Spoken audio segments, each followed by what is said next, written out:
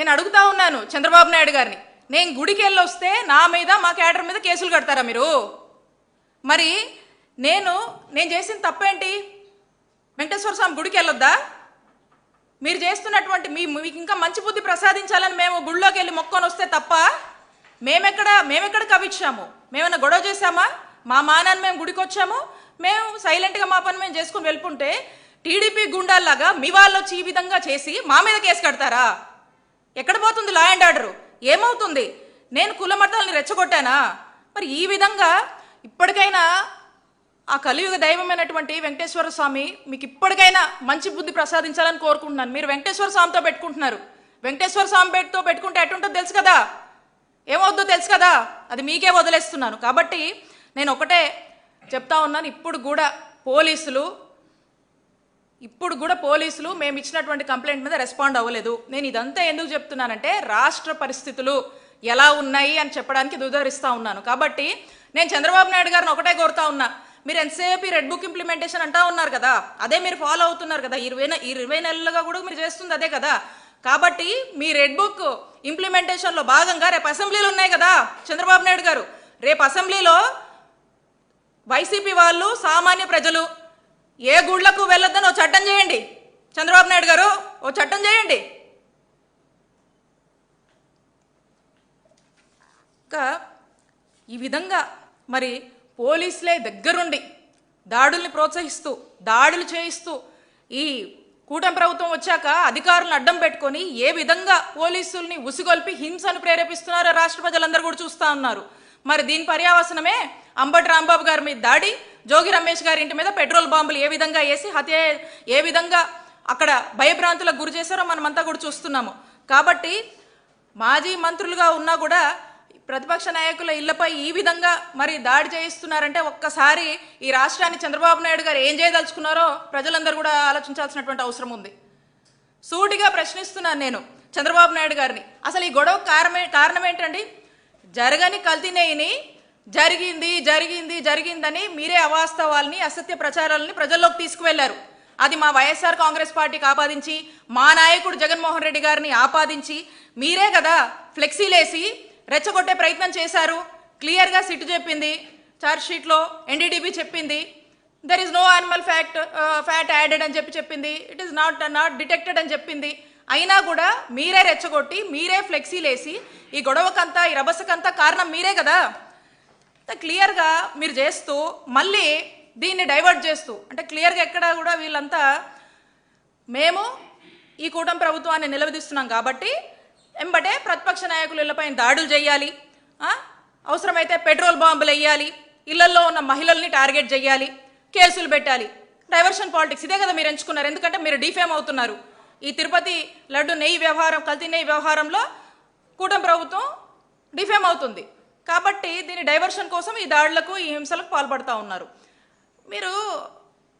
మీరు మొన్న మహిళల్ని టార్గెట్ చేశారు, అక్కడ రాంబాబు గారి ఇంట్లో వాళ్ళ లేడీస్ అందరినీ కూడా టార్గెట్ చేస్తున్నారు.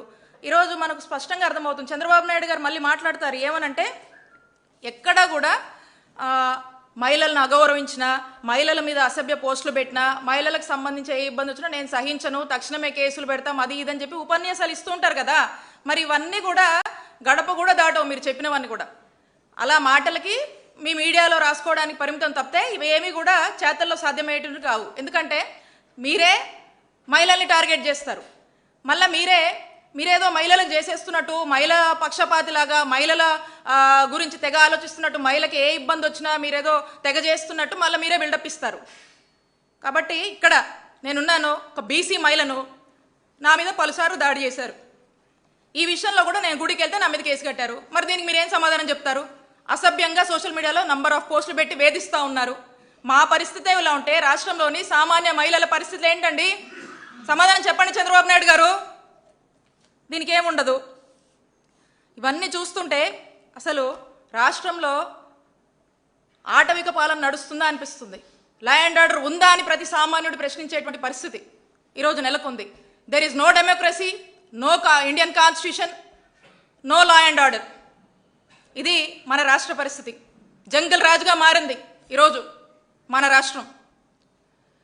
ఈ విధంగా 20 నెలలుగా మనం చూస్తూ ఉన్నాము. కంటిన్యూస్గా ఇదే తంతు. ఏమంటే రెడ్ బుక్, లోకేష్ గారు red book implementation, red book agenda, red book policy, red book governance. రాష్ట్రంలో యథేచ్ఛగా కూడా ఇదే నడిపిస్తూ ఉన్నారు. అందుకే మన ఆంధ్రప్రదేశ్ రాష్ట్రంలో అంబేద్కర్ గారు రాసినటువంటి రాజ్యాంగం ఎటో పోయిందండి. దానికి తూట్లు పొడిచేశారు. ఈ ఐపీసీ అంటే ఏమైంది తెలుసా మన రాష్ట్రంలో? ఐపీసీ అంటే ఈ ఐపీసీని ఏదైతే ఉందో దాన్ని లోకేష్ పెనల్ కోడ్గా మార్చారు. ఈ బిఎన్ఎస్ని బాబు న్యాయ సంహితగా మార్చారు ఆంధ్రప్రదేశ్ రాష్ట్రంలో. మరి ఈ విధంగా రెడ్ బుక్తో గందరగోళం చేసి రాష్ట్ర ప్రజల్ని భయభ్రాంతులకు గురి చేస్తున్నటువంటి పరిస్థితులు మనం చూస్తూ ఉన్నాము. వాస్తవంగా ప్రతిపక్షం అంటే ఏంటండి? ప్రజల పక్షం. మీ చేతగానితనాన్ని, మీ తప్పుల్ని, మీ లోపాలని ప్రతిపక్షంగా మాట్లాడే హక్కు ప్రతిపక్ష నాయకులకు ఉంది. మేము ప్రశ్నిస్తాం, మేము ప్రజల పక్షాన పోరాడతాం. ఏ వర్గానికి అన్యాయం జరిగినా వైఎస్ఆర్ కాంగ్రెస్ పార్టీ వాళ్ళకు మద్దతుగా నిలబడుతుంది. మీరు చేస్తున్న తప్పులు తప్పని అంటుంది. మీరు ప్రజల కోసము ప్రజలకు మంచి పాలన ఇవ్వాలని చెప్పేసి మేము కోరుకుంటాం. అది జరగనప్పుడు మేము ప్రశ్నిస్తాం మిమ్మల్ని. మరి ఈరోజు అలాంటి పరిస్థితి వస్తే గొంతెత్తి మాట్లాడితే దాడులు చేస్తున్నారు, హత్యాయత్నాలు చేస్తున్నారు, గూండాయిజం చేస్తున్నారు, రౌడీయిజం చేస్తూ ఉన్నారు, భయపెడుతున్నారు. అయినా కూడా ఎవ్వరూ భయపడం ఇక్కడ. ఎందుకంటే ఈ రాష్ట్రమేమి మీ జాగీర్ కాదు. సంతోషంగా ఉండాలనుకున్నాం. మా నాయకుడు పదే ఏం చెప్పాడండి? అందరికీ సంక్షేమ పథకాలు ఇవ్వమన్నాడు. నేను ఎక్కడ పోయినా ఎవరికన్నా ఏదైనా అందట్లేదని చెప్పినా కూడా ఇమీడియట్గా ఆ డిస్ట్రిక్ట్ అడ్మినిస్ట్రేషన్ కాల్ఫర్ చేసి ఈ పథకం ఇవ్వండి, అవి చేయండి అని ఇలా వెళ్ళాం మేము. అసలు ఇవన్నీ లేవు. ఈరోజు ఆశ్చర్యం వేస్తుంది. ఈరోజు ప్రతిపక్ష పార్టీగా మేము గొంతెత్తితే 5 కేసులు, అక్రమ కేసులు, అరెస్టులు, దాడులు, హత్యాయత్నాలు. ఇది రాష్ట్రంలో ఉన్నటువంటి పరిస్థితి. అందుకే బీహార్ కన్నా మించిపోయింది మన రాష్ట్రం. క్లియర్గా చూశారు. ఈ 3-4 డేస్గా జరిగినటువంటి రాంబాబు గారి అంశం మీరు చూశారు.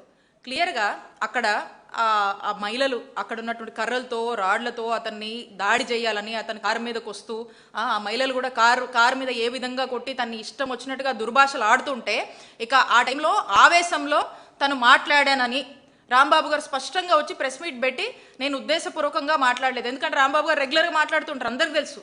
ఆయన రెగ్యులర్గా కరెంట్ పాలిటిక్స్ మీద రెగ్యులర్గా ఏదో ఒకటి మాట్లాడుతూ ఉంటారు. ఆయన ఎప్పుడు కూడా అలాంటి నేచర్ కాదు అయింది.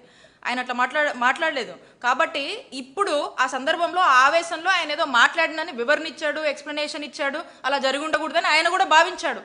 ఆయన కూడా క్లియర్గా చెప్పాడు, నిజంగా తప్పే అయితే నన్ను అరెస్ట్ చేసుకోండి అని చెప్పారు ఆయన కూడా. మరి దాన్ని సాకుగా తీసుకొని ఇక రకరకాలుగా చేసి ఇక వాళ్ళు ఏదో కలిపి చెప్పి వాళ్ళు చేసింది తప్పు. క్లియర్ అండి. ఒకటే, తిరుమల లడ్డు సంబంధించినటువంటి విషయంలో ఎటువంటి కల్తీ జరగలేదనేది స్పష్టమైంది రిపోర్ట్స్ ద్వారా. వైసీపీ వాళ్ళు బలంగా ఇది జనంలో తీసుకెళ్తున్నారు. ఇది వెళ్ళొద్దు, దీన్ని డైవర్ట్ చేయాలంటే ఇలాంటి హింస ఏదో చెయ్యాలి కాబట్టి ఈ డైవర్షన్ కోసము ఈ విధమైనటువంటి అంశాలని తెర మీద తీసుకొచ్చి ఈ హింసని ప్రోత్సహించారు. అంతే. ఇక వాళ్ళు దాన్ని కప్పిపుచ్చుకోవడానికి ఏది పడితే అది మాట్లాడుతున్నారు, అనేక అంశాలు తెస్తున్నారు.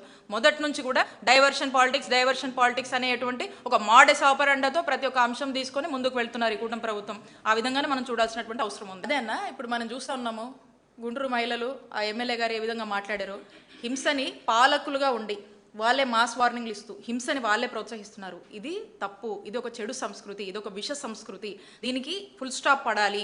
ఇది కరెక్ట్ కాదు. ప్రతిపక్షంగా ప్రజలకు సంబంధించినటువంటి అంశాల్లో ఏదైనా మాట్లాడేటువంటి హక్కు ప్రతిపక్షంగా ఈ డెమోక్రసీలో మనకుంది. అపోజిషన్ పార్టీ చేసే పని వాళ్ళు చేసుకుంటారు. యాజ్ అ పబ్లిక్ రిప్రజెంటేటివ్స్ వాళ్ళు చేసే చట్టాలు వాళ్ళు చేసుకుంటూ వాళ్ళు ప్రజలకు మంచి అడ్మినిస్ట్రేషన్ ఇవ్వాల్సినటువంటి బాధ్యత వాళ్ళకు ఉంది. వాళ్ళే ఈ విధంగా మాట్లాడుతున్నారంటే ఎటుపోతుంది? అదే అంటా ఉన్నాం, రాష్ట్రంలో లా అండ్ ఆర్డర్ పూర్తిగా ఫెయిల్ అయింది. There is no democracy. Indian constitution పక్కన పెట్టారు. ఈ రాష్ట్రంలో only red book politics, red book implementation మీద పూర్తి ఫోకస్తో ముందుకు వెళ్తున్నారు. అందుకే ఇవన్నీ జరుగుతున్నారు. వాళ్ళే అధికారంలో ఉండి ఈ విధంగా ప్రోత్సహిస్తున్నారు. ఒక్కటే చెప్తా అన్న, మీ అందరికీ కూడా తెలుసు, మేము 5 ఏళ్లలో మాకెంతమంది కార్యకర్తలు ఉన్నారు. మా పార్టీ మాకు మంచి మాస్ కార్యకర్తలు ఉన్నారు. మా వాళ్ళు తలుచుకుంటే ఒక్కరోజు ఏమైపోయేవాళ్ళు? మీరు అందరూ ఒక్కొక్క నాయకుడిని తలుచుకుంటే ఏమైపోయేవాళ్ళు? ఇప్పుడు మీ క్యాబినెట్లో కూర్చున్నారు 70% మంది మా నాయకుడిని, మా పార్టీని ఇష్టం వచ్చినట్టు మాట్లాడారు. మీ మీద పెట్టాలి కేసులు, మిమ్మల్ని శిక్షించాలి. కానీ మేము అలా చేయలేదే. మేము సంయమనంతో మేము ఆ పద్ధతి ఎంచుకోలేదు. మేము ప్రశాంతంగా మంచి చేయాలి, మంచి గవర్నెన్స్ ఇవ్వాలి అని మా నాయకుడు దృష్టి పెట్టాడు. మేము తలుచుకుంటే చేయలేమా ఏంటి? మాకు లేరా ఏంటి కార్యకర్తలు? మాకు లేరా ఏంటి మహిళలు? ఏమనుకుంటున్నారు? కాబట్టి ఒక్కటే చెప్తా ఉన్నాం, రేపు అనేది ఒకటి ఉంటుంది. ప్రతి ఒక్కరు గుర్తుపెట్టుకొని ప్రజలకు మంచి పాలన ఇవ్వండి. ఈ అబద్ధాలు, ఈ పిచ్చి ప్రచారాలు మానుకొని మంచి పాలన ఇవ్వండి, మంచి చేయండి, ప్రజలు మనసు గెలుచుకోండి. అండి డిఫెన్స్లో పడ్డారు కాబట్టి ఇక ఆయన ఏం మాట్లాడతలేదు, మాకు కూడా తెలియదు, మేము కూడా చూస్తాం ఎందుకు మాట్లాడలేదు. ఆయన ఏదన్నా మా మీదకి అసలు ప్రచారాలు చేయాలన్నా, ప్రజల్ని రెచ్చగొట్టాలంటే ఆ టైంకి వస్తారు, మాట్లాడతారు. నిన్న కూడా ఎవరో చెప్తా ఉన్నారు, నిన్న కూడా చూసాము. మరి ఆ మీటింగ్లో లడ్డు వ్యవహారంలో అందరూ వైసీపీ వాళ్ళు చాలా స్పీడ్గా ఈ వాస్తవాన్ని ప్రజల్లోకి తీసుకువెళ్తున్నారు. నాకే పట్టిందా, మీ ఎవరికి పట్టలేదా, మీ ఎవరు మాట్లాడలేదని ఏదో అలిగి వెళ్ళిపోయారని వింటా ఉన్నాం. మేము కూడా, మీ దృష్టి కూడా వచ్చి ఉంటుంది. దాన్ని బట్టే అర్థమవుతుంది మరి ఆయన ఇలాంటి సందర్భాల్లో మరి ఎందుకు మాట్లాడలేదో ఏంటో. కాబట్టి అతను ఏమో మా మీదకి బురద జల్లాలంటే ముందు పెట్టారు. ఇలాంటి డిఫెన్స్లో పడ్డారు కాబట్టి ఈ ఇంత హింస ఇదంతా నడుస్తుంది కదా, కానీ అని చూస్తూ ఉన్నారు ఆయన కూడా.